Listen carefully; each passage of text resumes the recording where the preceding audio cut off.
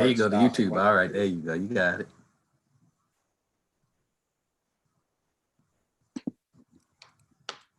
All right, it's done. We are now streaming live. Look at it. You know, politicians can do some stuff without our staff.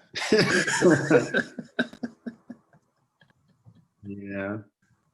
I think you know this, but I have really hard. There you go to YouTube. All right. There Okay, you go. yeah, we're getting started. We had to publicly record this for future review.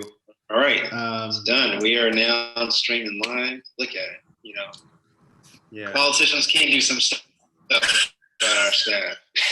Are we hearing the feedback? Oh no, that's Megan feedback. All right, there we go. So thanks everybody. It is October 8th. We're here for another law enforcement body camera task force where we are tasked with trying to find more cost-effective ways to store body-worn cameras and also to review the statutes we have in place on the use and availability of body-worn cameras in the state of Maryland. We're going to have presentations by Professor Barry Friedman, who's an expert on this topic, as well as I believe the Office of the Public Defender. I thank all of my colleagues on the task force, as well as in the legislature, for their time. So because time is of the essence, Professor, I will let you take it away. Please open a little bit with your background and then your thoughts. Sure. I wear a lot of hats. I was thinking about all the hats earlier today. Obviously, I don't have a hat on at the moment because a lot of them relate to body cameras. So I'm just going to run down the list. I am a professor at NYU and the author of a book about policing entitled Unwarranted Policing Without Permission. The Policing Project, which I run at NYU Law School, is dedicated to working with communities and police. We work with both to assure that policing is transparent and equitable and democratically accountable. I'm the reporter for American Law Institute Project on Principles of Policing, and I sit on the AI Ethics Board for Axon, which is the country's largest manufacturer of body cameras and tasers. And in all of those roles, pretty much since Ferguson, I think I've been deeply involved in body camera issues. I'm going to guess I can be most helpful to you if I let you ask questions rather than talking your ear off. So I thought what I'd do is just give you, 4 or 5 bullet points, and then you can interrogate me about any of them. The first is that body cameras are really expensive. That's part of the reason you were all together. I think there was a lot of sticker shock from agencies that jumped into body cameras and then realized what the full range of expenses was going to be. And so you need to be thoughtful about if you're going to do them or continue to do them, whether you're weighing the costs and benefits and figuring out whether they make sense, whether you can't achieve some of the things you're trying to achieve without those expenses. And I think being very clear about what it is precisely you're trying to achieve. Second, and I see that David Rocha's here. I'm not sure what he's going to say, but a lot of organizations that were gushy about body cameras on the front end have backed off considerably about that. And I think the reason is because they weren't fulfilling what organizations and entities had hoped for in the way of transparency and accountability and better policing. And so it's worth thinking about what it requires to, if you want to use body cameras, to get to a state where they're proving valuable. The third thing, which I'm just completely unequivocal about, is there is absolutely no point in having body cameras whatsoever unless you're going to have a good policy on the books to provide for the release of body camera footage after an incident that the public wants to know about. And also, because not everybody thinks about this, making the footage available to individuals who are caught on camera because they may, for example, want to file a complaint about what happened, though in fact, what we've heard from several agencies is that making that footage available actually causes some of those complaints to drop because people watch the footage and decide they don't have a complaint they want to file.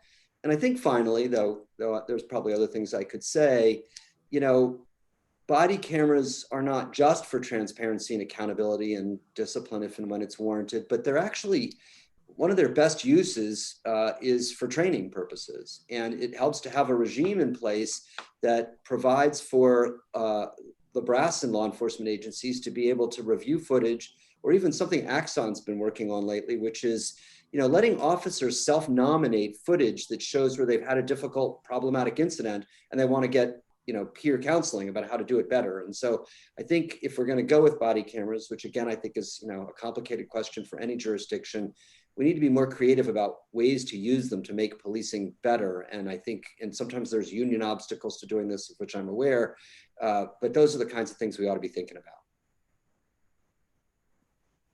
Professor, thank you that, you touched on a bunch of things very quickly, which we appreciate. I guess my question I'll start with, short of seeing hands from some of my colleagues, is, are they helping with transparency or not? I think was like your second point, right? And you kind of alluded to, if the goals for it is to use body-worn cameras, is to increase transparency, and they're not doing so, what do you do about it? So do you have certain ideas on, if you're not going to use body-worn cameras, but you want transparency, what does that even look like? Well, that's a hard question. I'm going to start with, why you have body-worn cameras and still don't get transparency, which is, I think, the real issue. And by the way, we have on our website, which is just policingproject.org, somewhere in the resources, we held a convening about cost-benefit analysis in policing, and the plenary panel was about this exact issue on body cameras. And there were a lot of people from across the ideological spectrum talking about puzzling through those problems. So if you want a deeper dive, I recommend it. The problem is, if you advertise getting body cameras, which, I know folks on this in this meeting are aware of just how incredibly expensive they can be as a transparency or accountability measure. And then when there's an incident, the footage isn't made available, you've actually hurt the legitimacy and trust of the policing agency rather than helped it, because people thought that was why the investment was made. And so I just think that having them in place and not having those policies is really problematic. And we've worked with Camden County and with the NYPD on body cam policies. And we worked with the LAPD on a video release policy for the city of Los Angeles that now is the law in the state of California. All of those policies, providing guidelines for when the footage ought to be released, the circumstances, and also the timeline. And that's for sure. If you don't have the cameras, you don't have that transparency. I mean, that's the benefit of the cameras. It may be that, you want to build trust and legitimacy for an agency in a different way than body cameras and invest your money in some other sort of effort, community policing. But, I think that there's little substitute for the cameras in terms of having a window on what happened in a critical incident. That's what you got. Thank you.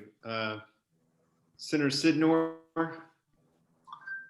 Yes, I did have a question. In terms of releasing footage, I know I actually have legislation or have looked at legislation trying to put together the parameters with regards to its release. And I'm just wondering if from your research, are there any best practices in terms of releasing footage and making things available? I think we've looked at some legislation talking about availability essentially on demand. Essentially with the caveat that obviously there's some things that I think law enforcement doesn't want to release because of the whole notion of ensuring that a defendant has a fair trial, and so to speak. So, would you mind speaking to that? Sure, and I really do commend your looking at the LA policy, and it's now the law in the state of California, but LA has an elaborate body camera policy. We looked at a lot of other policies around the country when we were helping LA with that. It's complicated. So I understand the rights of the defendant argument, and I think it's not an issue without weight, but it's complicated. So for example, in LA, it would often take the district attorney's office 1 to 3 years to decide whether they were going to file charges after there'd been a shooting. And there's just no way on the planet that the public's going to sit tight for that. And what has happened in a lot of jurisdictions in the country that didn't have these policies is that the police departments have been pressured to release the video. In fact, sometimes they've released it over the objections of the district attorney because they were getting such pressure from the community to make public what had happened. And so I think, there's only so much you're going to be able to contain that. I don't know that you want a sort of on-demand policy. That's tricky because there are lots of instances in which the public don't want that video released when filming is happening in a home, in a hospital, in a gym locker room. There's a lot of privacy issues that are very serious concerns for people. And the redaction costs can also be, frightful. Some of the first things we heard from policing agencies were that they were just losing their minds about how much time was being spent to meet media requests. Now, Axon's doing some things, for example, that I only partially know about, but I know through my work on the AI ethics board in terms of automatic redaction or speeding up the redaction process. They are building at actually our request, a portal to make it easier for agencies to post video after there's been an incident like an officer involved shooting. But you do need a set of clear policies, and you want them up front, because the last thing you want to have is an incident happen in a jurisdiction and then a fight about what to do about the video. There ought to be rules that make clear what's going to happen.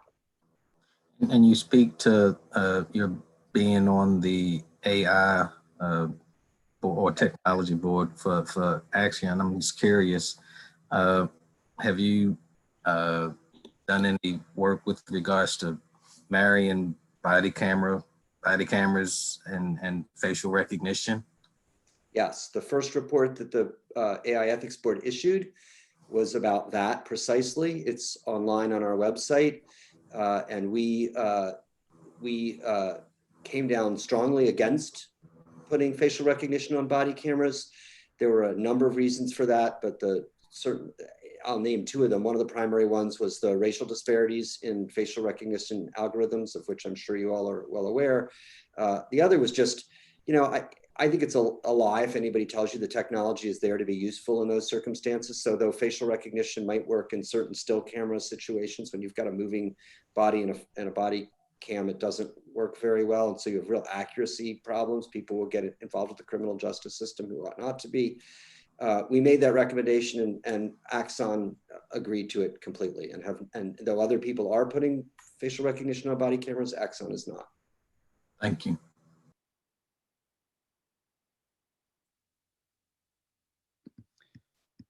Okay, colleagues, does anyone else have a question? I couldn't see if Senator Reedy did or not. So I kind of had a question on the point where you were saying, I guess, how some jurisdictions utilize body-worn cameras for training purposes, where I guess officers may nominate certain footage as a tool, I guess, for training other officers on how to handle a situation or how not to. I don't know if you have that on your website, but can you elaborate on generally how that works or how you recommend that would work? Because I wasn't aware that was a possibility. Yeah, so that's actually not, I might not have spoken clearly, but by the way, I just feel the need to mention this because I'm looking at the screen and I know who some of the folks are. I was born in Tacoma County, Maryland, so I'm actually a Marylander, grew up in Rockville, was thrown out of Rockville High School in my youth. This is a complicated issue, and often because of union contracts. Very often what the policy provides is that supervisors can review certain video, can review random aspects of the video. I don't think that rank and file officers necessarily love that. And it's, I think, felt that it's being done for, behavior or disciplinary reasons. But what Axon's been promoting, and I know about this only from some conversations that they've had with both law enforcement leadership, community members, and actually rank and file, is this idea that of changing the mindset from discipline all the time to improving performance. That what we ought to be doing is, in fact, thinking about how officers can be better at what they do. And in lots of other industries, anything from sort of sentinel review of major incidents to peer review of more minor incidents, there's this opportunity to, the body cameras provide an opportunity to say, look, how could that situation have been handled better? And Axon's idea is to set up a way for officers to tag video where they've just been in an incident that they'd actually like to show to peers and talk it through. And I think that's a a real plus that I've thought that from the beginning, that one of the real pluses of body cameras, if we're going to go down that road, and again, I think that's a complicated question, is to make policing better by letting us see it in action and helping officers improve their performance. If I can just comment from a law enforcement perspective, I spot on with what he's saying. We not only use our own video within our own agency to debrief incidents, and it's not necessarily a negative incident. Sometimes it's just how could we do things better, or sometimes it's to accentuate a positive that our officer did. This is how an officer did a fantastic job handling the situation. You might want to emulate the same. But what it also does is it allows us to evaluate other incidents across the country and debrief not only with our command staff, but also with our officers. So, incidents that are captured by other agencies, we can debrief and roll call or with our agency. So it's not only the video that we capture from within our own agency where we can debrief our own individual staff, it's also being able to globally address and debrief incidents from law enforcement across the country. I think that's an important component for us. And I agree, it does have a stigma with some officers, and trying to break that stigma is important. That it's not about trying to discipline somebody, it's more about how we can get better. I could also comment regarding that. We run a police academy, and we frequently use those videos in the training for our police academies for new recruits as well. So it is an important tool, and I would definitely recommend it. Major Philip too? Yeah, I think we do the same thing. And part of our policy, not only do we download all arrests and provide it to the state's attorney's office, every use of force that we have, we actually tab it, and it's reviewed by our internal affairs. So that goes, and it provides, real time where we can look at something as of the next shift. If we have any incidents that are of, controversial, that could be controversial, commanders can look at it. Our supervisors, they can look at them in terms of performance evaluation. Our supervisors spot check, not only to make sure that folks are recording when they're supposed to, but they're also spot checking performance, because that's a valuable tool in doing PRDs for us. That's a great point. Senator Sidnor? Thank you. In your research that you've done, Professor, there's been some discussion around whether or not law enforcement officers who have the body camera footage should have the ability to review the footage prior to writing reports, or whether they should have to wait until after reports are written. Do you have any thoughts on that practice? Yes. I think that the appropriate practice is to, if there's been a critical incident, again, like an officer involved shooting, though in those instances, a whole other set of protections for the officers kick in, and that may not even be what's happening anyway, but lesser incidents, uses of force, the appropriate course of action is for the officer to write the report as she or he best remembers the incident, then having the ability to review the footage and, say, this is why I misremembered what was on the footage. But I don't think that that it's appropriate to have the officers review the footage before they conclude what happened. Thank you. So I know time is of the essence for you, Professor. I have one last one. One of the things that we are thinking through to drive down the cost for body-worn cameras is whether the state should have some role in either negotiating on behalf of all the jurisdictions, right, to drive costs down, or maybe the state have an entity that reviews. You mentioned the high cost of redaction and all those types of things, centralizing it. What are your thoughts on having one state entity either negotiate or provide services to drive the cost down for all the other jurisdictions, the departments? Yeah, so I don't know that I have precisely the expertise to speak to this, and I want to be careful. I generally am of the view, I have some things I'm in the means of publishing that, there are a lot of inefficiencies to 18,000 or whatever the number is of agencies figuring things out for themselves one by one. I mean, we get experimentation, and I'm all for experimentation, but one can take it to a crazy level. And so if the state can, in an effective way, negotiate a deal with certain providers. I mean, it is a little complicated because agencies might have really strong views about which cameras they're using. And so there's not just one provider in the country. And then you're going to get into difficulties there. There are some large departments that retain the footage themselves on their own servers and deal with the problem that way. But I don't know that I think there's a magic solution to the problem. I do think what happened, and it sort of returns me to where I started, is, everybody went gung ho for body cameras. And I think that was like sort of everybody except rank and file officers. And then there was this second wave of thinking that was partly sticker shock and partly, civil liberties concerns that, well, we just bought into a big surveillance system here that is in fact not delivering what it needs to in terms of transparency and accountability.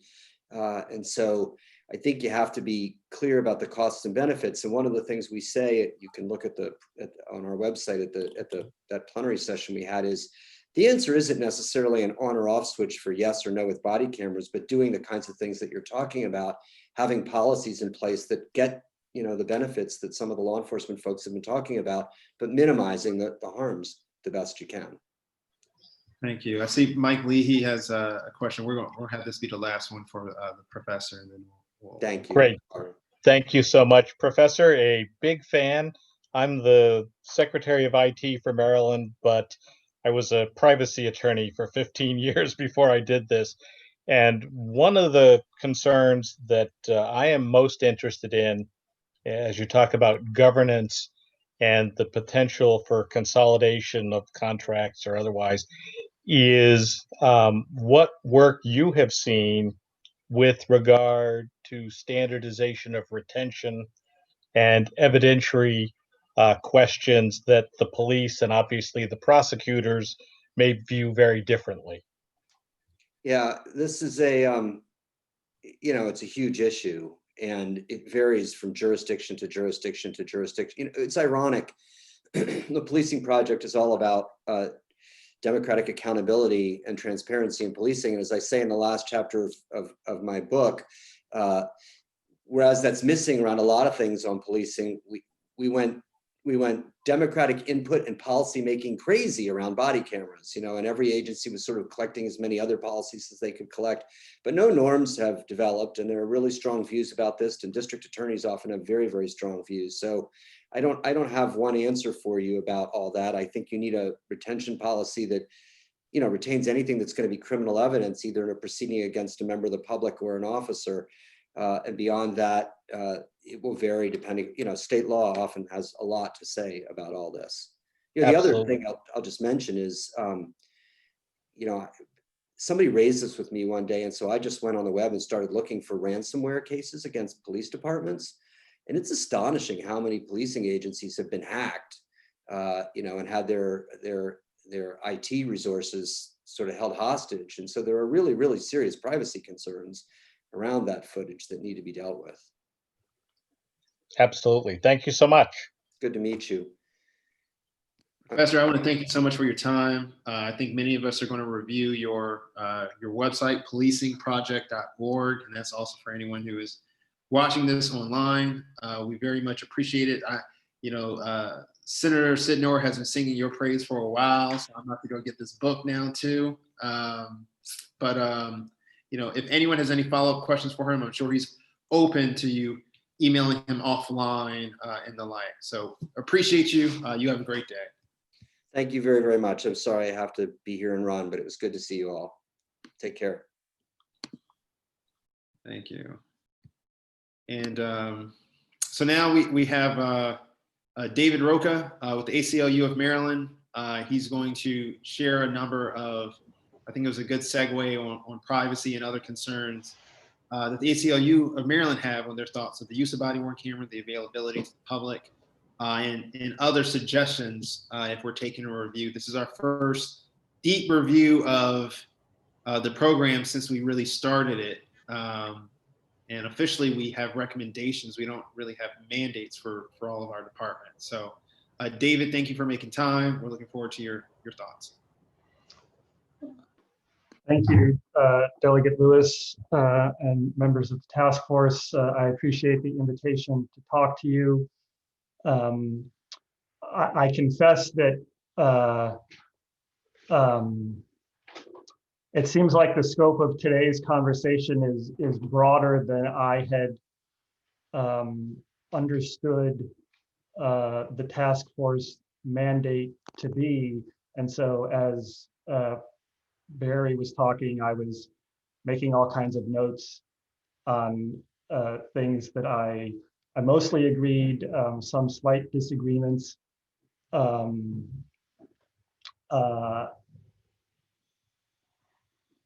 So what I had planned to talk about today is, I guess, somewhat narrower than this discussion, the previous discussion went. And so I welcome your questions, and I will try to keep my remarks very brief. Start with what you prepared with, and then if you Yeah. want to respond to some of the last things and questions we had, that's fine. Yeah. So I mean, I guess quickly in terms of our background on the issue, I and we at the ACLU have long been a strong proponent of body-worn camera adoption, remain so. Our concerns are both about transparency and accountability, as well as privacy. The direction that the lens is pointing matters, and it is us that the cameras are recording, though the purpose of the public demand and push for body-worn camera adoption was related obviously not to surveillance of us, but transparency and accountability for the otherwise unwitnessed and unrecorded police actions. I served both on the Baltimore City Mayor's task force on body-worn cameras, which was considered many, if not all, of the issues that you are considering and talking about today in terms of Baltimore City's adoption of cameras. And I've served on multiple state task forces, both legislative and non-legislative. I want to, I guess, begin with a acknowledgement of the importance of public access to body-worn camera footage, which which Professor Friedman touched on. Again, if the public demand for body-worn cameras was to provide transparency and accountability in police actions, we've seen the power of video both to exonerate and to implicate.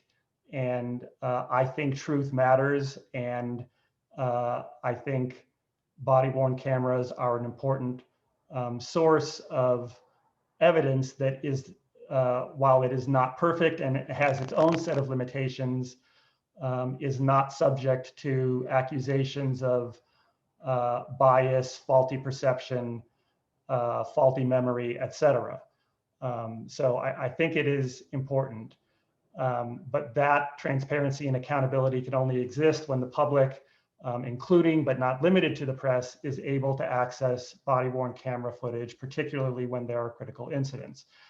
As Professor Friedman said, and as I wholeheartedly agree, it's also particularly important for the persons recorded or their family members to be able to access footage when there's an incident. I agree that it is critically important and useful for training purposes, not just to critique, but also to highlight when things are done right, so that good practices and best practices can be learned and spread. And as has also been said, I think it's critically important that there be random review or structured review by supervisors of particular kinds of incidents. And one thing that I want to say in connection to that hasn't been mentioned yet today is the importance of tagging video by officers as it's recorded to categorize types of incidents that are recorded on the video, so that if a department wants to look up stop and frisks or car searches or home searches or any number of tags that could be used, that can be done, because it's only with tagging that will be possible. In terms of barriers to access, I think we see three primary ones. And what I'm talking about now is public access. The first is cost. Obviously, I mean, I don't need to tell you that, and we recognize that the cost of reviewing and editing body-worn camera footage is greater than for paper records. But given that the entire purpose of this record from our perspective was to provide transparency, we think that is a cost that in normal circumstances departments should bear and should plan for as part of the decision to acquire the technology. And I think that's in part what Professor Friedman was saying. In terms of another barrier to access is what I view as a wrongful claim that these are personnel records because they have been or may be reviewed in an internal affairs recommendations.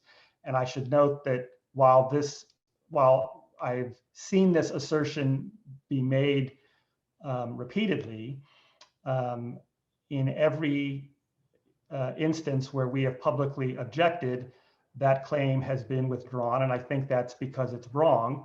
But I think that points out the ongoing need to reform the way the MPIA treats internal affairs records, which in our view, they should not be categorized as personnel records that are categorically barred from disclosure, but should be treated as like all other police investigatory records, which are discretionary disclosures, subject to well-developed principles of redaction to protect privacy and other legitimate law enforcement interests. And then finally, I want to say something about this was touched on, I think, in the discussion with Professor Friedman, the claims that releasing footage would impair a pending investigation or deny a defendant a fair trial, whether that defendant is an officer or not. While I would not say that such claims are categorically improper, I think they clearly can be and have been abused. And there's, multiple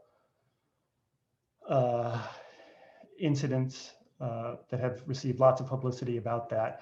I want to note something else, that I think that claim is particularly hollow when it comes from departments that give officers the right to review footage even when they are being investigated, which most departments that I'm aware of do, and which I think is really wrong and completely antithetical to a search for truth.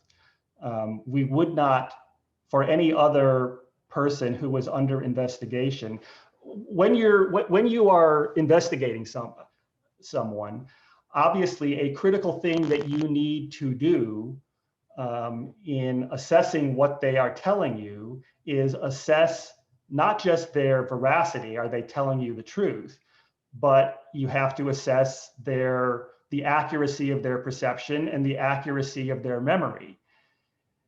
Which is why in no other circumstance, if a police agency were interviewing me either as a witness to a crime or a suspect to a crime or a victim of a crime, no police officer, to my knowledge, would show me the video of whatever was at issue before questioning me, because once you've done that, you have lost your ability to independently assess my veracity, perception, and memory. It doesn't mean that I might never see the video, but you can't assess those things about me if you show me the video first, and the same is true of an officer. In terms of recommendations, what I think the General Assembly should resist is treating body-worn camera footage as a piecemeal category of record. I think with respect to the MPIA and IA issue that I discussed before, the need is to reform the MPIA treatment of IA records generally, not specific to body-worn camera footage. And it is not even, I don't think, I do not believe that body-worn camera footage, I'm not yet convinced that body-worn camera footage needs special treatment under the MPIA. It's currently covered as an investigatory record, and they, as an investigator, as like any other police record about you, me, or anyone else, that's not a mandatory disclosure, it's a discretionary disclosure. I don't think that a mandatory disclosure regime is workable because of the privacy and law enforcement interests at stake. We have a well-developed system of exceptions and judicial review for investigatory records, and I think that's, I have yet to see or hear of a better system. I've probably talked longer than David, I intended, so I did want to be clear. I know you said there was 3, I think, barriers to public access, and you stated, you know, the cost, of course, that these shouldn't be treated as personnel records as far as MPIA. And what was the third? The claim that we can't give you the body-worn camera footage because it would impair a pending investigation or deny a fair trial. Again, I was saying I don't think those claims are categorically improper, but I think the instances in which those could and should be relied on to deny access altogether are exceedingly rare. Okay, thank you so much. I know that the sheriff had a question. I don't know if he wants to unmute and ask this question. Sure. Curious as to what your thoughts are regarding domestic violence situations and allowing body camera footage to be released to non-involved personnel in those instances. I don't think that I have a categorical answer to that question. I think, as I said at the outset, you know, the direction that the lens is facing matters, and I think body-worn cameras will capture all kinds of footage that is potentially embarrassing, invasive of privacy, et cetera, et cetera. I think that is also true, of course, not just of body-worn camera footage, but about police investigatory records generally. And I think under our existing MPIA, there is already a well-recognized exception allowing denial of access to an investigatory record when doing so would constitute an unwarranted invasion of personal privacy. I don't think there is a categorical treatment of that. And I think as our existing MPIA currently does, it requires also balancing the public interest in disclosure. So I think the existing framework is, I think, a workable and appropriate framework for doing that. And it allows both for agencies to protect legitimate privacy interests, which I absolutely think they should do. And I think it's in law enforcement agencies' interest to do so. And I think they largely try to do so. I think that can be abused. And I think that's why it's important to have the possibility of judicial review, so that if someone is seeking a record and it's denied under that discretionary denial, there is an opportunity for judicial review to make a determination of whether the public interest in disclosure, given the facts of the particular circumstances that we're talking about, outweighs the privacy interests, and whether the privacy interests can be adequately accommodated by redaction as opposed to denial of the entire record as a whole. Sure, did you have a follow-up, or we're good to proceed? Okay. Senator Sidnor? Thank you. and good afternoon, Mr. Roca. You had mentioned something about tagging videos essentially as soon as possible. I hadn't heard about this particular function, and I'm curious how. And honestly, I don't know if this is a question to you or maybe to some of the as well as some of the members who serve on this committee who may do this, but could you explain how that process works? I mean, does the law enforcement officer take off the cameras, stick it in the system, and then who goes in there and tags those videos? Number one. And number two, I'm assuming that if you had some sort of a policy set up where you're tagging on the front end, I'm assuming that would help eliminate cost on the back end in terms of doing searches and things of trying to find the types of videos that you're looking for when you're talking about certain incidents and things. That's exactly right. Again, I want to acknowledge the limits of my expertise. I am not a technical expert here, but this subject came up in multiple work groups that I've been on. And I believe, I'm remembering correctly, that Baltimore City, and I think probably multiple other police agencies in Maryland do have policies in place requiring officers. So the normal process is at the end of the shift, the officer, puts the camera in a dock that downloads the footage, and it's then tied to the officer and so on and so forth, much of which is and can be done automatically. But a number of departments have policies in place requiring officers to tag. I don't know if I don't remember, I apologize, whether it's the entirety of the footage or whether they're supposed to tag to specific locations in the footage, specific incidents that occurred. So, you could have a tag for an arrest, a tag for a search, a tag for a vehicle stop. There's the possibilities are, while not endless, huge. And obviously there needs to be a limit in order to, in terms of officer time, so that they're not, micro tagging every second of the footage. But I think it is important to tag the major types of incidents that police engage in with members of the public, precisely for the reason that you say, Senator Sydnor, to facilitate review and searching for those kinds of incidents. And I think that can be done relatively quickly and easily, which is why I believe a number of departments require it, and I think it's considered a best practice. Thank you. Yeah, I mean, just if I can comment, all of the agencies that have, I would say the vast majority of agencies that have body-worn cameras have such a tagging system. And it's on individual calls for service, not for the entirety of the day or shift. And not only it helps us, for retention purposes, because if a video is tagged as a certain incident, it may be retained longer. If it's not tagged, it may be purged out quicker.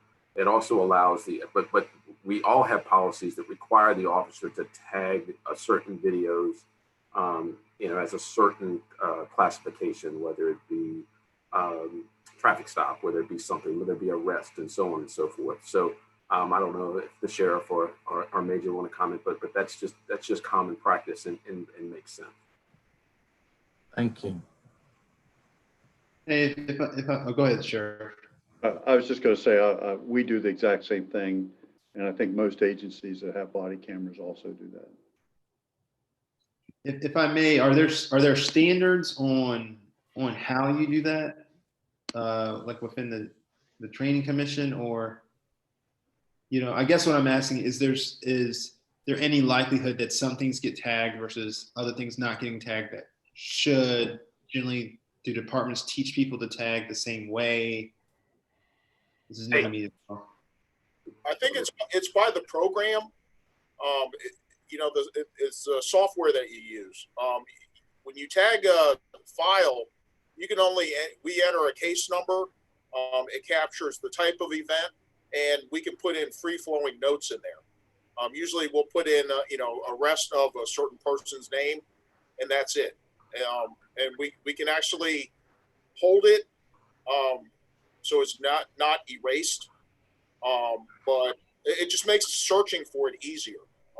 I think most programs out there, there's very basic information that you can put in there. I don't know about searching too far as like a free-flowing search, but we can find, it just helps us find files better and faster. To answer the first question is I don't think all agencies have the same policy for tagging. There are recommended best practices and they're almost a mirror image, but if you're talking about, is there a universal policy within the state of Maryland, or universal policy across the country in how we tag videos? No, but obviously, we all have different tagging systems. We all have different retention systems, but consistently, we are going to tag the same type of incidents, traffic stops, arrests, etc. So for purposes of discussion here with this task force, it may be a discussion as to whether or not there needed to be a standard kind of tagging system, standard retention system to create consistency. So there's no question if someone's looking for a certain video, they'll understand what the department has retained, how long they've retained it, and how they categorize it.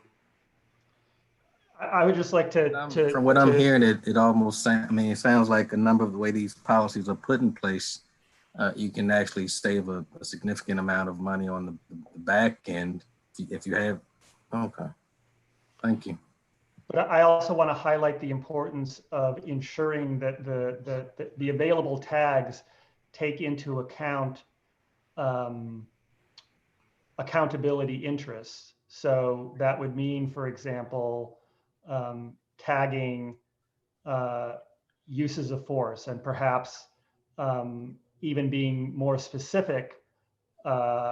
Departments categorize. Departments typically have a hierarchy of use of force and categorize different types of uses of force.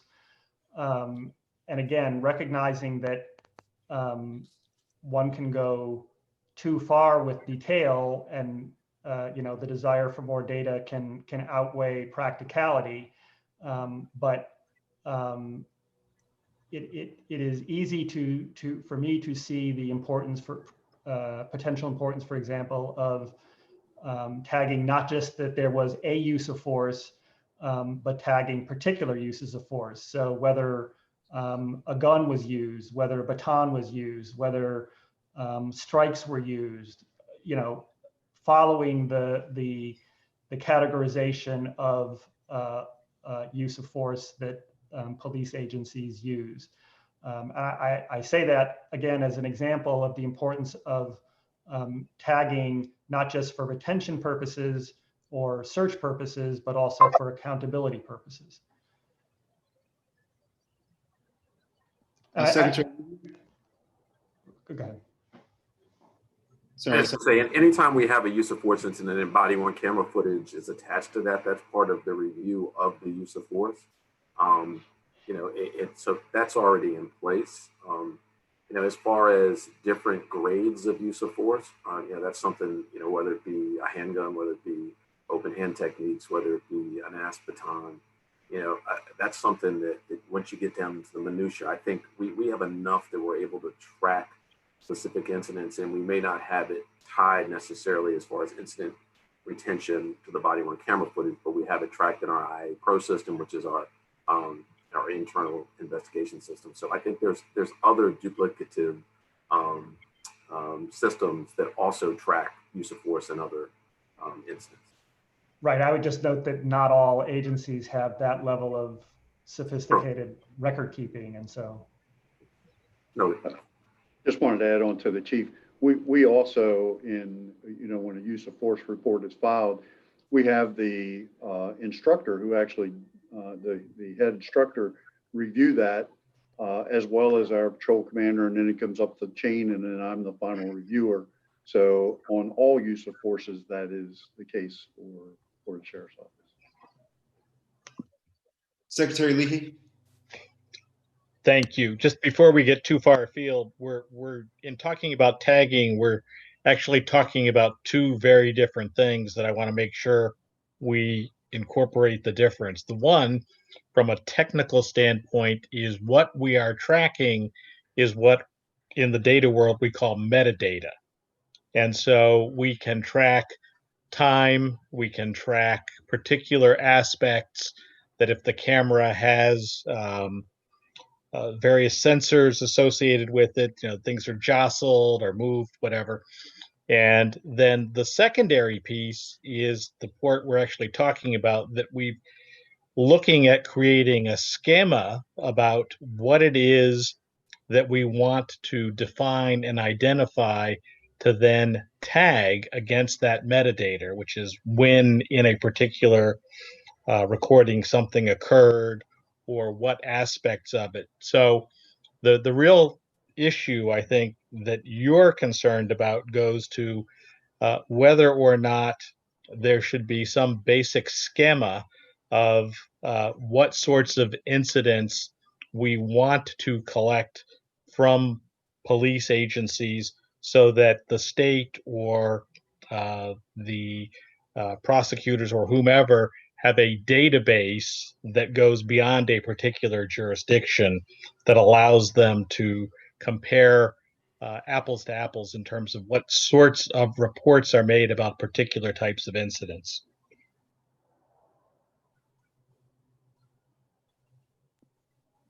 David, is that in line with what you're saying? Yeah, I mean, I certainly, yes, I agree with the dichotomy that the secretary is drawing there. And I agree that the tagging that I was talking about is about creating a schema or I guess the way I would phrase it is it's no longer metadata, but it's creating a schema for what is in what the content of the video is.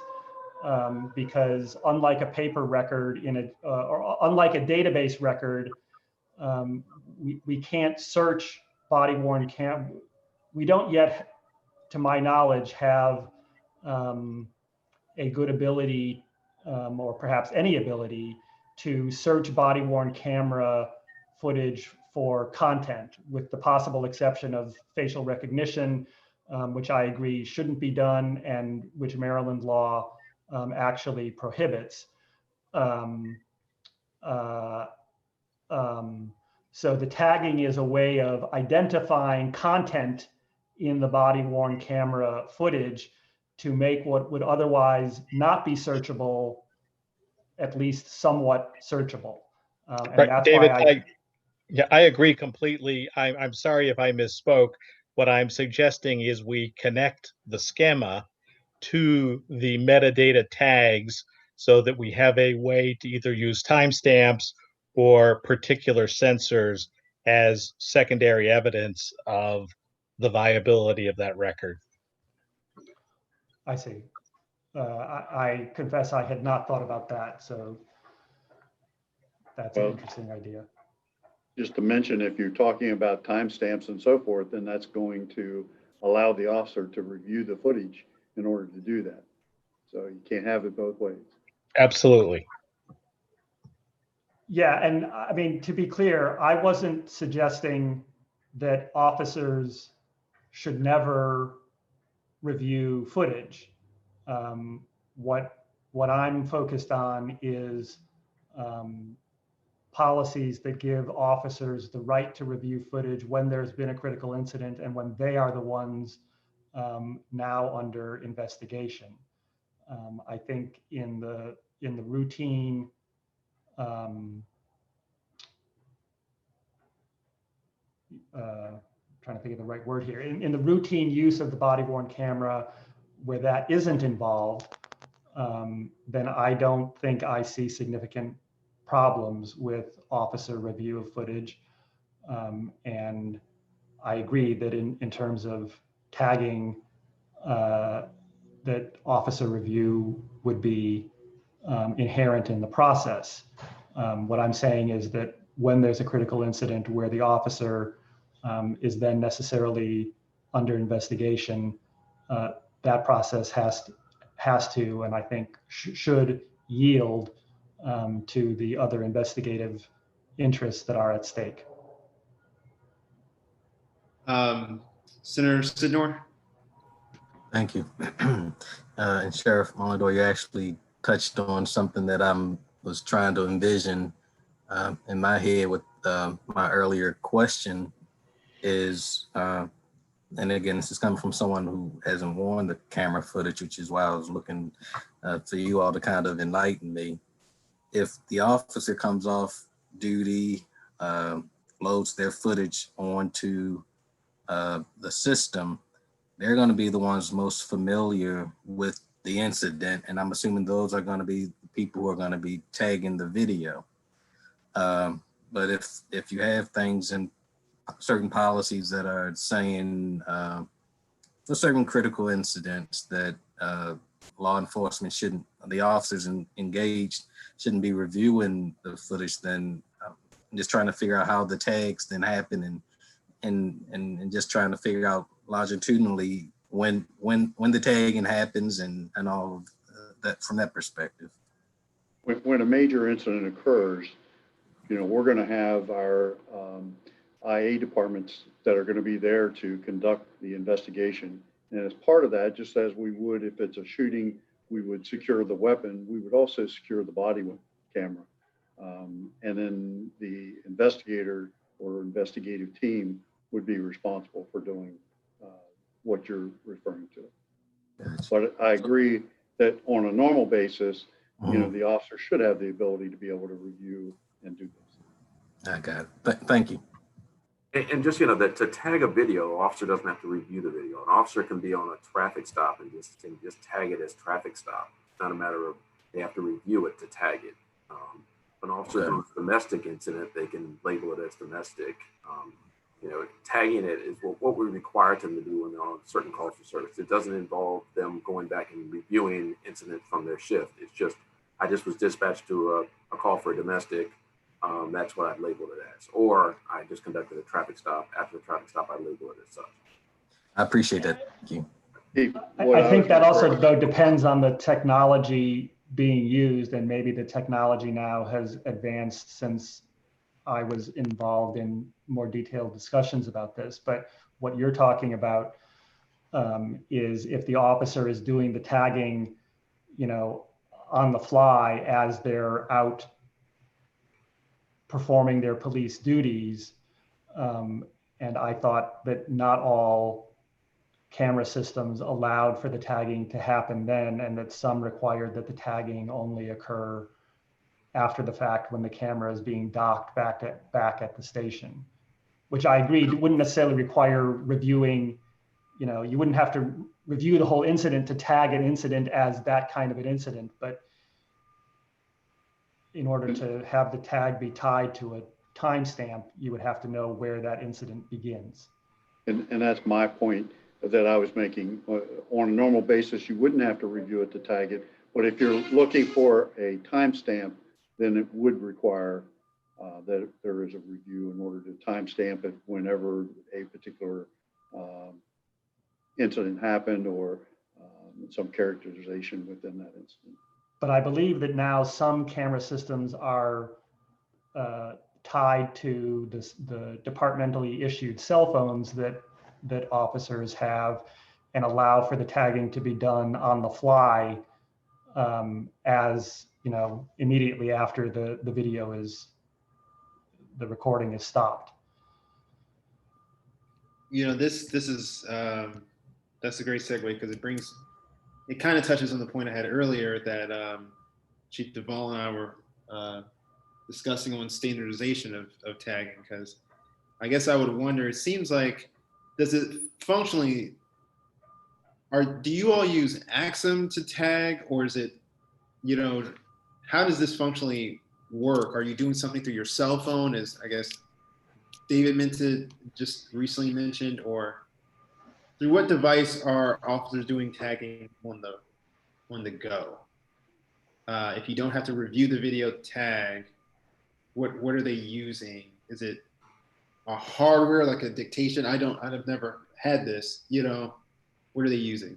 It's a software application, but it's something they can do from a cell phone, but it's Axon's or whoever vendor, it's their software that allows that to happen. Okay, and functionally, I think I remember Al Liebno told me he sent out a questionnaire to the departments, and something like 60–70% of the departments in the state use Axon service, correct? The survey that we sent out, Delegate Lewis, was as far as the departments having body worn cameras. We didn't get into the manufacturer of the equipment or the storage company. I can speak from coming from a department that had Axon and a department that did not. The capability to tag videos is consistent on both.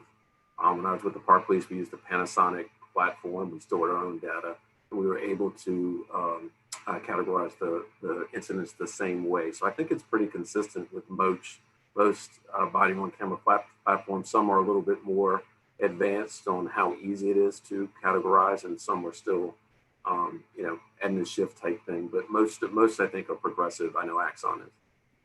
And is this a built-in feature, or do you all pay more? Okay. It's a built-in feature that Axon provides. Okay. All right. Thank you. Well, David, one of the questions we always come back to is within the charge of this is costs for the use of body-worn cameras, how to make it more affordable for the entire program. And like I asked the professor, did you have any thoughts on having, or ACLU have any thoughts on having the state, provide, let's say one vendor? Would it be easier, let's say if you all are either representing someone or some issue, to have some commonality on either the software or that people use, the provider on providing redaction, as opposed to, going through each department or having one body provide redaction costs for all of our departments? Do you have any thoughts or concerns on having ACLU on those items? Well, I want to acknowledge first that we're now going outside what I could even plausibly claim as an area of expertise. So I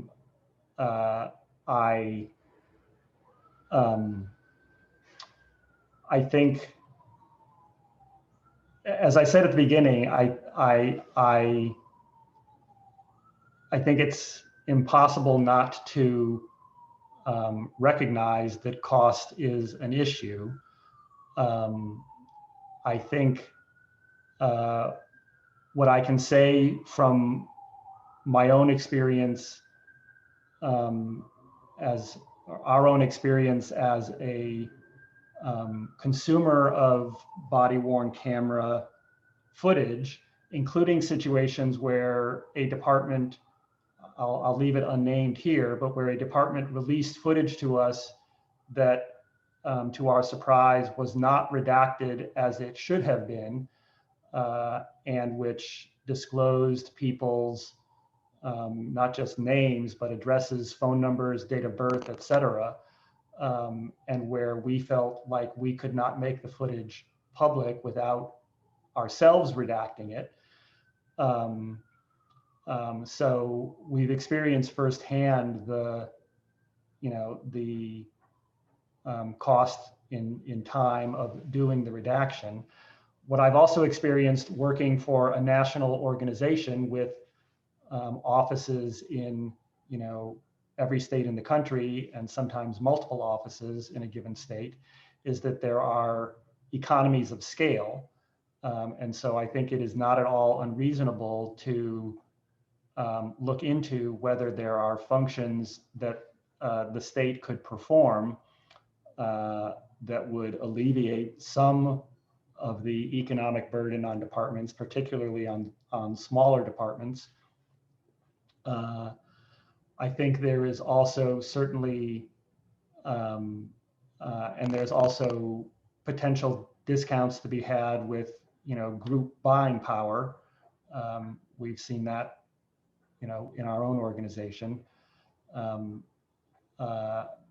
I think, again, I also have to acknowledge that with respect to redaction of body-worn camera footage, there is a level of technical expertise that is necessary that is not necessary when you're talking about redacting, a paper document. It's one thing to take a Sharpie and,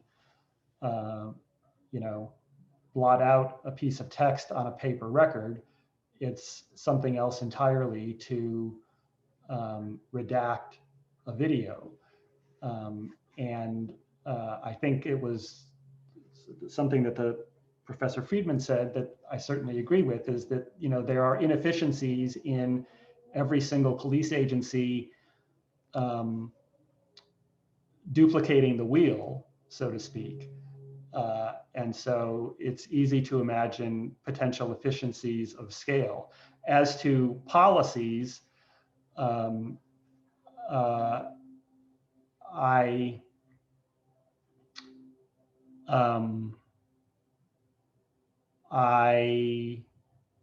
have mixed feelings. I think, for example, in Baltimore City, there was an attempt to try to do policy development in this area in a way that provided for significant public input, both in terms of the work group that was assembled, which included not just me,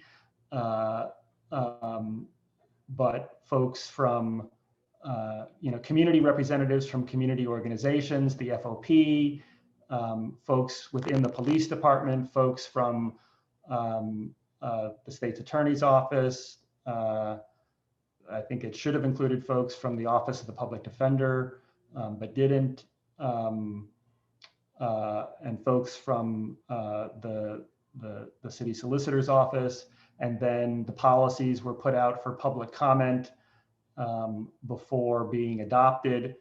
And I think that kind of method of policy development is a useful model and important and ought to be done more rather than less. And I think that would be incompatible with having a centralized policy. I guess I would say I think it would be helpful.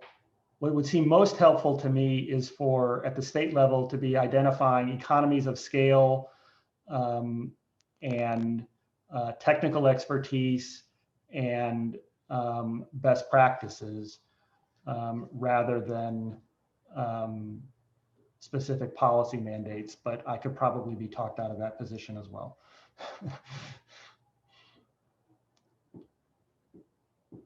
No, I really appreciate the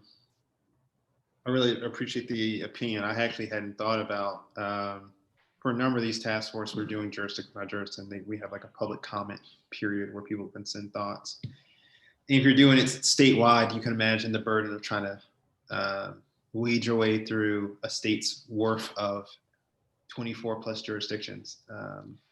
And I guess I should add one other thing that was pointed out to me in one of the state work groups is that, the concerns of small departments that may have only 10 officers or less are very different from the concerns of a department that has, 1,500 or 3,000.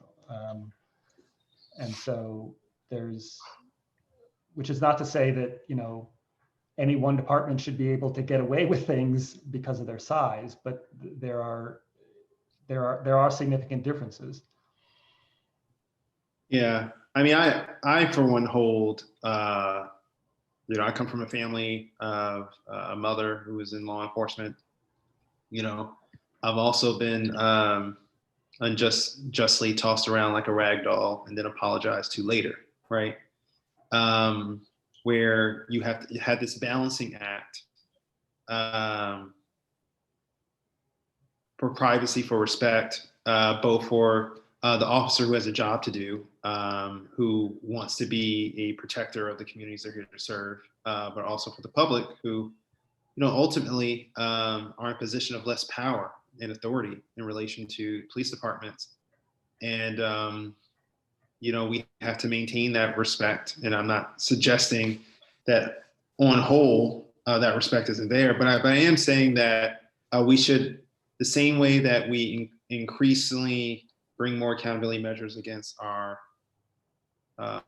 public elected officials. We've changed our reforms for our teachers and other folks. I think serving law enforcement is a high honor, but like any great power comes great responsibility, right? I believe that small law enforcement departments, honestly, I can imagine, the chiefs and the sheriff know much better than me, but just from, hearing some of the conversation over the last couple of weeks, it seems to me like often between having to scramble some support staff or pull officers who could be doing other things, now they have to then go and redact footage or do things that may not be the most useful part of their time. There could be some economy of scales, particularly for our smaller folks present. Before we close out, was there any more questions or closing thoughts that folks had for David? I really appreciate you and ACLU making time. Sheriff?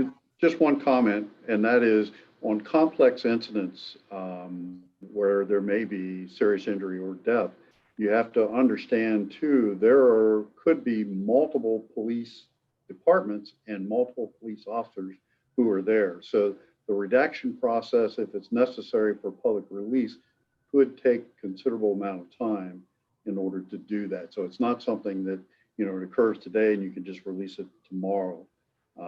Particularly when you're talking about agencies who do not have sufficient personnel, as Mr. Rocha was referring to be able to do those things in a timely manner. Just wanted to point that out. Right, we've actually redacted body camera before. You're not only redacting video, you're redacting audio. It's a two-step process, and then you have to review it. For us, when we did it, you go through it, redact it on the first time, and then somebody literally has to watch it in real time. And then you find out, oh, we missed the apartment number. We got to go back through and redact it and then rerun the system again. So it is painstaking. A small agency, I think we don't get many. I think we've done redaction one time, but larger agencies, just like you said, the cost. We have some FOIA requests where somebody's going to ask us for all video for a year's time. That cost, just whether or not we still have it, that's one question. But to have somebody just perform that FOIA request, it just takes forever. So. That's a great point. Can I say something about that? Go ahead, David. So, I've heard that the concern about the omnibus request for the entire corpus of an agency's body-worn camera video is a recurring theme. It's worth remembering that it has never happened in Maryland. In the one jurisdiction that is often cited where it happened, it was withdrawn. And it's also worth remembering that our Public Information Act allows for costs to be passed on to the requester. And so, I think it is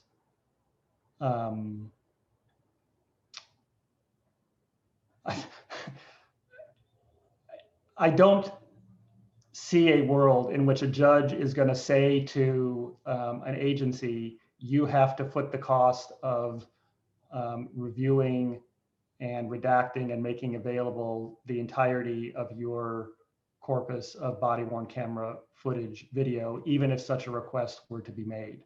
And so I think we need to, when we're thinking about this, we need to focus on, you know, what's actually happening. But again, I'm not here to say that cost is, you know, a non-existent concern. And this is where I think state expertise and state assistance could be particularly useful, rather than having that cost be borne among many, particularly smaller agencies.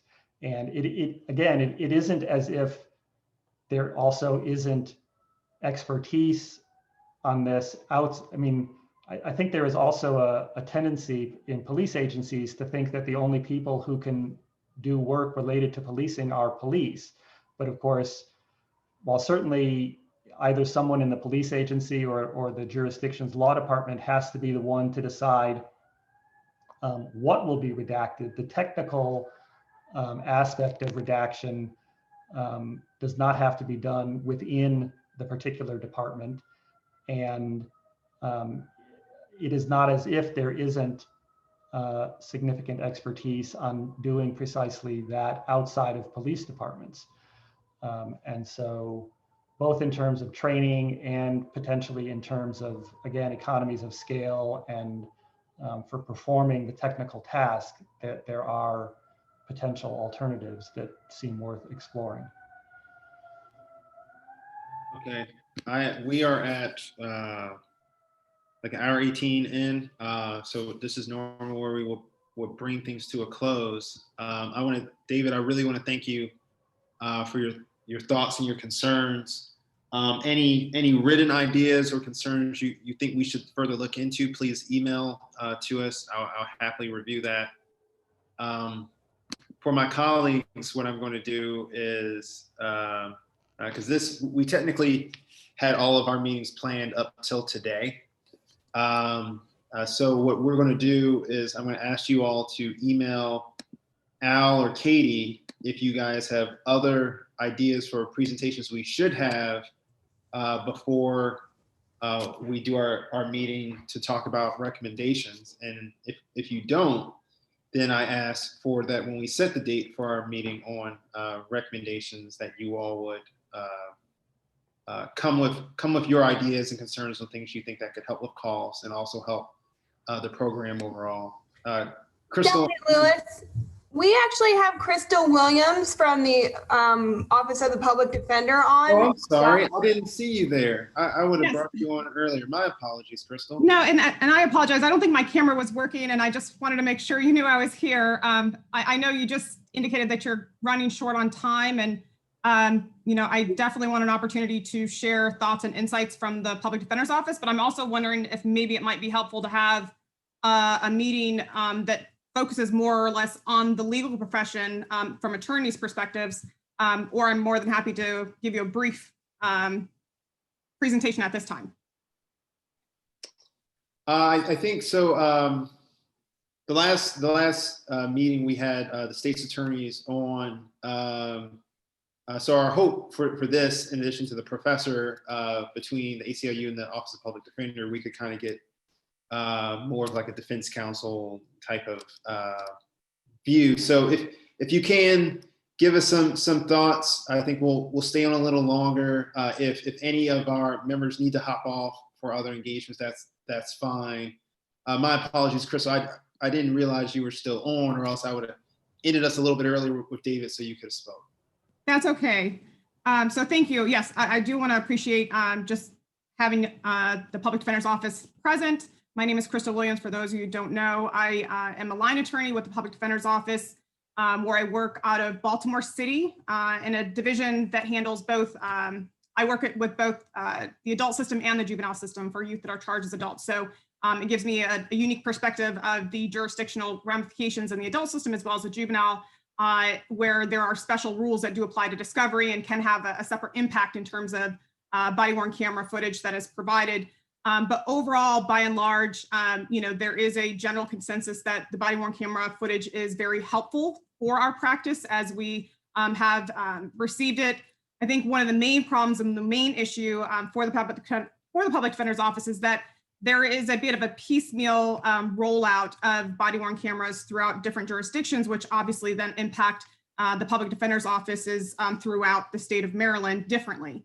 But as far as the workload, the public defender's office is already a largely underfunded agency. And so as I was doing my research and kind of trying to get a better sense of the overview of the state of Maryland, it is certainly clear that law enforcement agencies are being provided specific funding for additional staff, for additional resources to make sure that they are in a position that is equitable to the rollout of the body-worn camera programs in each jurisdiction.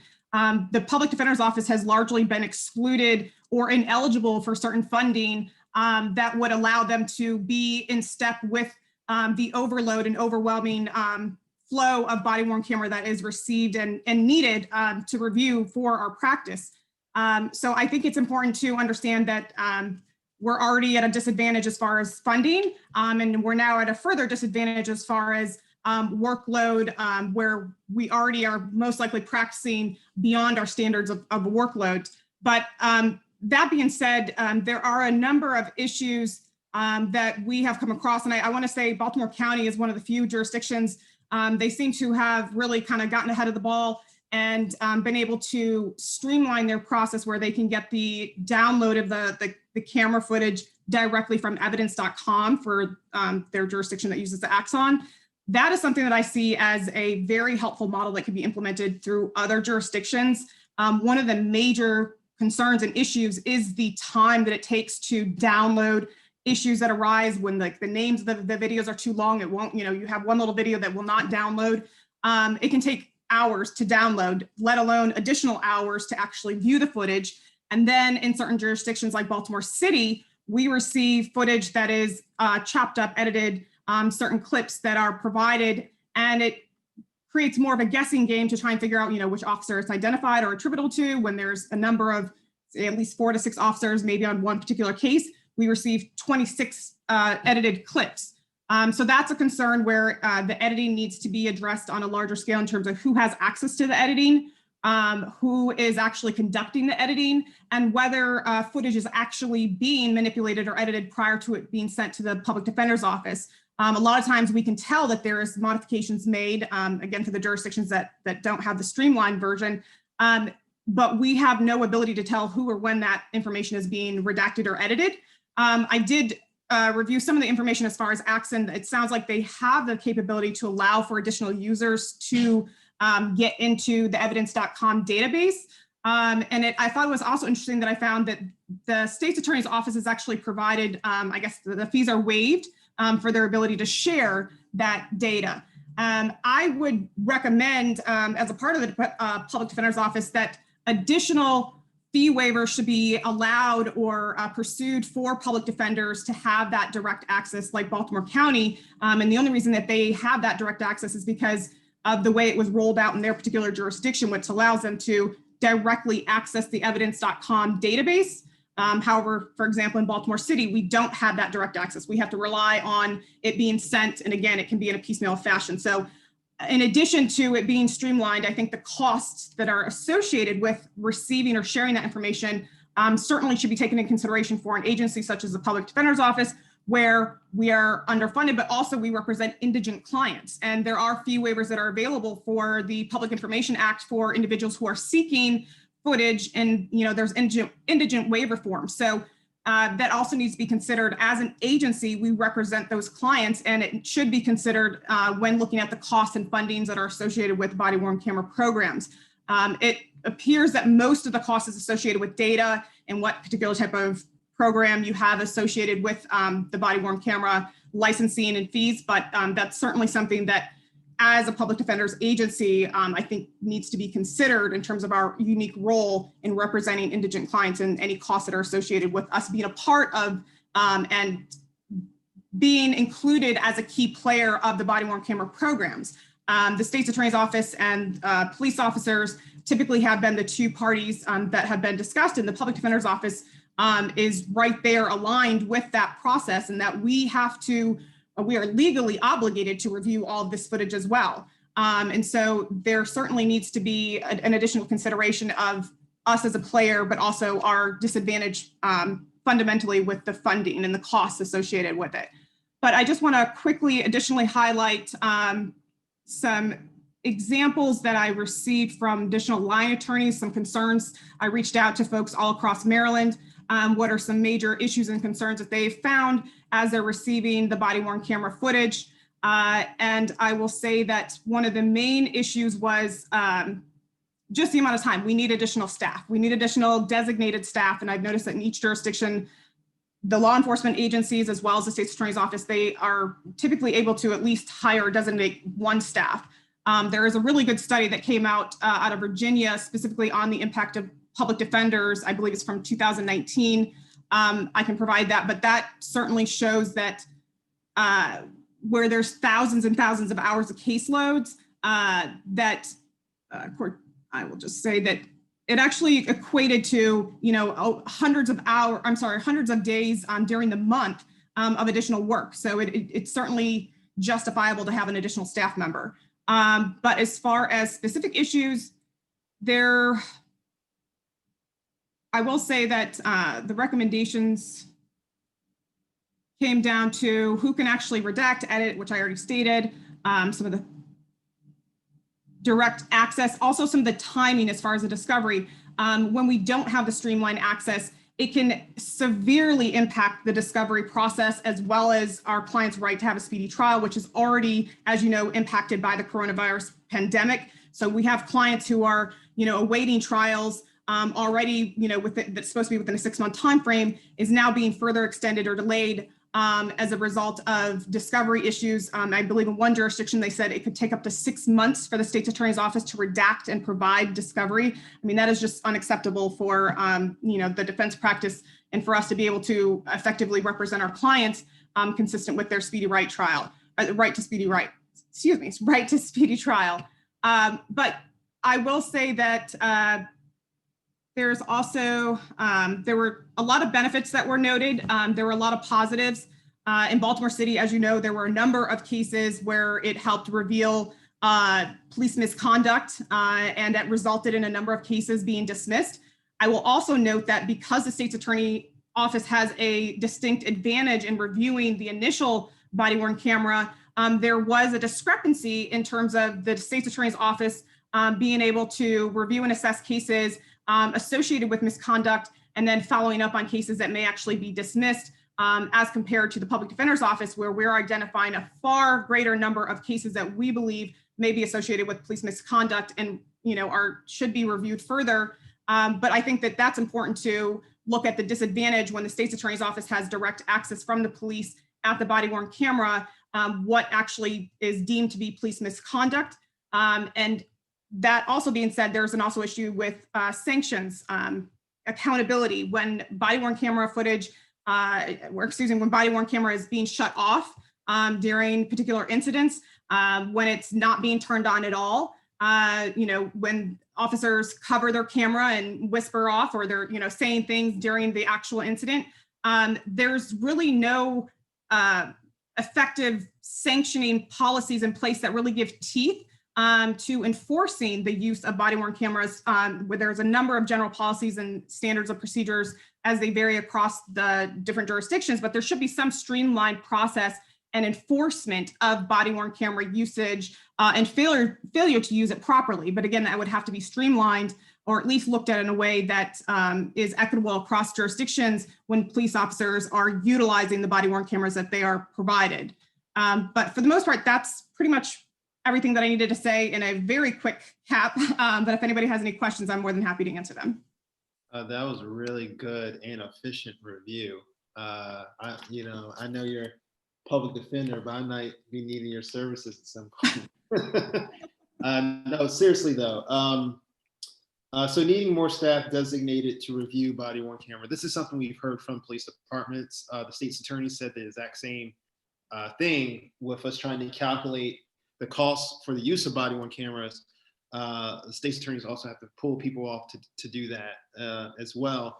If you have any any numbers, budgetary numbers that you could share on, maybe staff hours that's typically used to review this, so that we can generate some specific costs, that would be helpful. We had 2 state's attorney's office send us over some numbers from Howard County and Baltimore County that we're probably going to review when we get to recommendation stage. So if some of the jurisdictions will be willing to offer something like that, that would be very helpful for us. Yeah, that's why that's actually what I was looking for. It's very hard to kind of calculate the amount of hours and days, that's equitable to additional staff members. And again, that would vary by jurisdiction depending on their needs and, what their actual caseload is. And I don't believe that the Maryland Public Defender's Office has a specific study that we've done, but I can look further into it. But I would say that the Virginia Public Defender's Office study was very helpful in kind of looking at the analogous workload implications, as well as the needs, taken into consideration the varying degrees of different offices. I believe they reviewed 3 different types of offices with varying workloads. And so it was very helpful in looking at that breakdown. And I think it would probably be very similarly applied to the Maryland Public Defender's Office as well. But Yeah, I will check to see if we have any specific numbers. I just didn't get any in the amount of time I had before preparing today. I apologize. Thank you. Sheriff? Yes, I just wanted to correct one thing. I believe I heard her say that we received money, for state's attorney's office and for ongoing costs, but that isn't the case. We generally get a grant for the startup, which in some jurisdictions, they may use some of that money for state's attorney's office to hire someone. I'm not sure. We don't do that in Washington County, but there is no ongoing monies for that. The agency then supports that. So there would have to be some sustainability. My other comment would be, how do you provide access to the public defender's office, and then private attorneys say, well, you're giving access to the public defender, we should have access as well. Now you've got a whole group of people that have access to that. The way we handle that is we provide access to the state's attorney's office, and then they provide the discovery to all of the attorneys at one time. And I think that's more appropriate in the way to handle that. Just my 2 cents. Yeah, and if I could just briefly respond, yes, thank you for that clarification. If I didn't say it, what I meant to say is that the costs that are associated with implementing the body-worn camera programs vary throughout jurisdictions. From what I've seen, it certainly depends on the budgets of the particular jurisdictions, different agencies. But what my point really was that there are a number of grants, additional funding that may be provided for law enforcement agencies, state attorneys' offices, to assist them in rolling out the body-worn camera programs. But there isn't anything that's similarly available to public defenders' offices that I've seen that can help them also, absorb that additional workload. But as to the other point, as far as access, the reason I pointed out, and I think it's important to state, that the public defender's office is in a unique position in representing indigent clients. And so my point was that the fees that are associated typically directly are associated with access to the footage. And so when we're looking to access footage as a public defender's office, it could be a model that's set up where there's a reduced fee or waived fee, whereas private counsel may have to actually absorb additional fees through private, through their firm or through their individual practice. That's a little sticky in terms of looking at that, but I do think it's important to look at the different capacities and roles that private counsel may have versus the public defender's office, and as far as the workload that we represent in terms of the entirety of the state of Maryland. Yeah, just want to point out the fees are not established by the police agencies. Right. It's established by whatever entity that they obtain the body cameras from. So. Right. Yes. And so, yes, I don't They would to direct it consider at the law enforcement agencies. It's simply a recommendation, but yes, it would be more or less directed at Axon for the large scale company that is involved in or heavily managing these programs. But yes, I think that's something that would be directed towards them, but also in conjunction with the state's attorney's office and law enforcement agencies in terms of how we're able to access that. Yeah, and I'd like to say too, I'm going to Center Sidnor Nets that, so I believe from my understanding, we don't have the data on it like Al let us know, but I believe Axon represents majority of the jurisdictions. But as we come up with the guidelines, we've had presentations from other vendors and stuff as well. So I would like us, as we talk about some of these standards and things we want, think about them as baseline standards for the state. Because whatever vendor who would want to operate in the state would have to reach those standards. Whether Axon may be there, others may not, or what have you. But I think part of this dialogue is about, what do we think is acceptable for the programs we spend money on in the state. Senator Sidnor? It's a point of personal privilege. If Ms. Williams would not mind sharing her contact information with the group. I know we have some legislation that was in draft and that I think she could provide some insightful information on. So that's it. Absolutely. Do you want me to do it offline or do you want me to give it to you now? Well, you can, yeah, if you want to post it in the chat for us. Sure. That would be good. We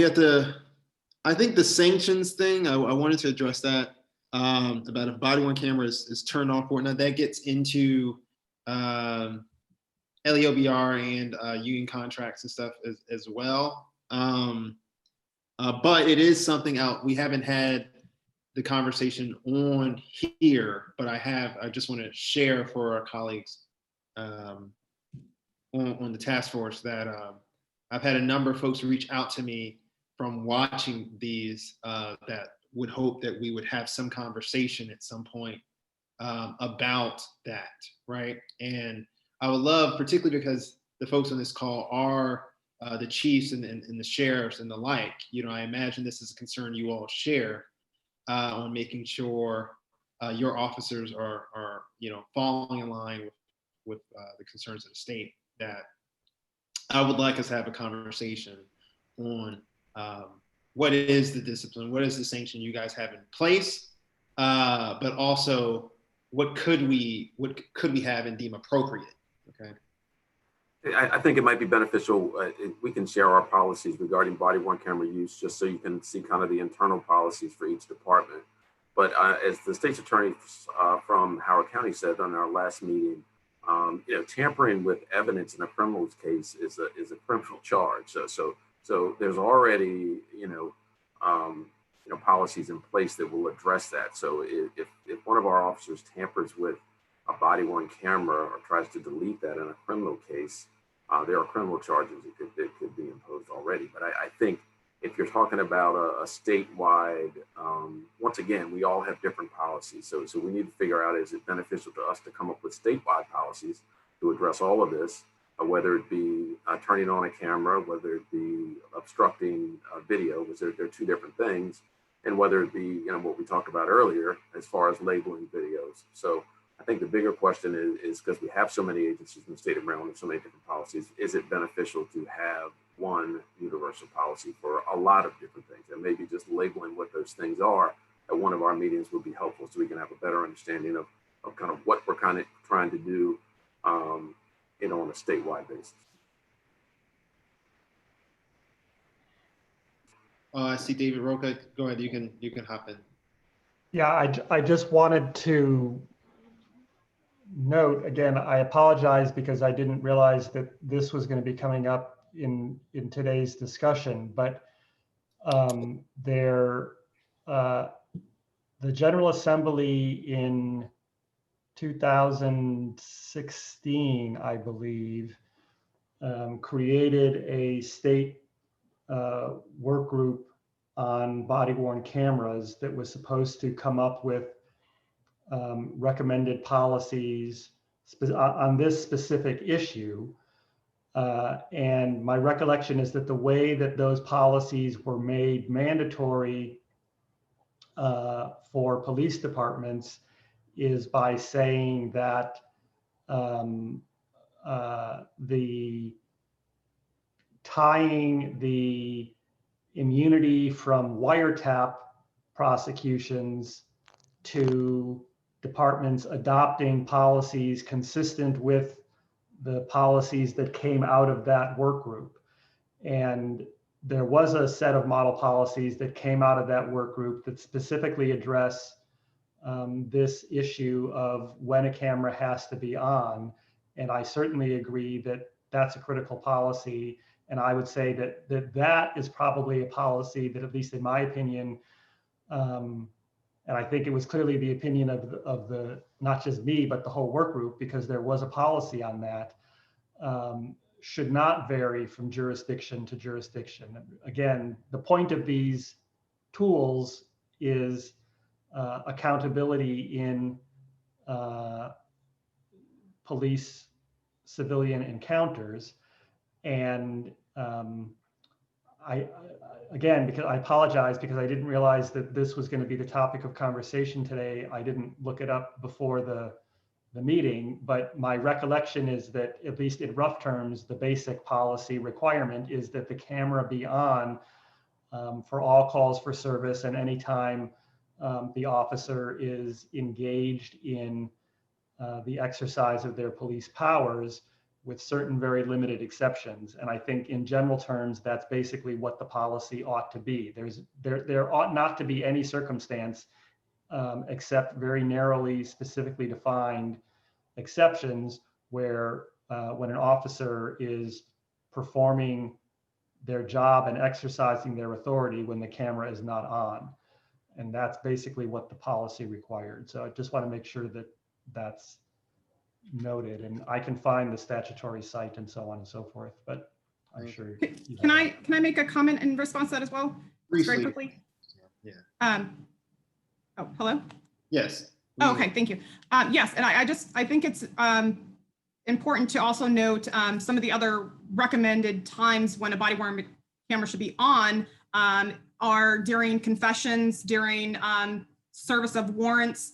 As we saw in the recent, Breonna Taylor, I mean, this is something that is still applicable across all jurisdictions, where, there are times when there may be damage to property, or there may be certain things that need to be highlighted, but also specifically for confessions, a lot of them are only done via audio or in certain interrogation rooms.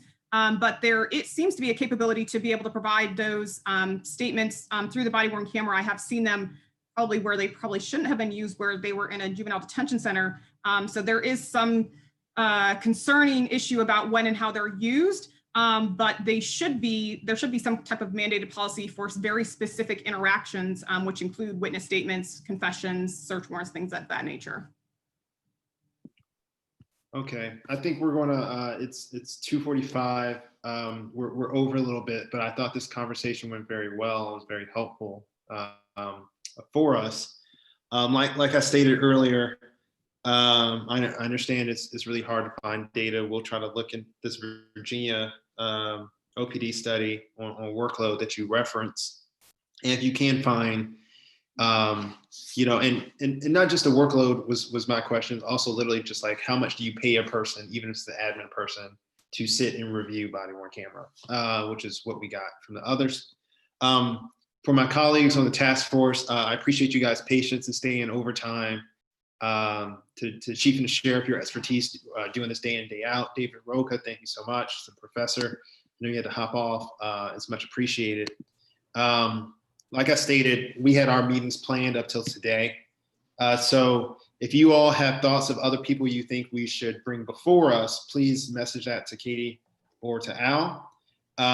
Otherwise, I think we will plan to start having a conversation about our recommendations moving forward. And at that next meeting, please try to come with a list of your top concerns, given everything that we've talked about thus far. Okay. Once again, I appreciate everyone's time, and I hope you all have a blessed day. Thank you. Thank you. Appreciate the opportunity.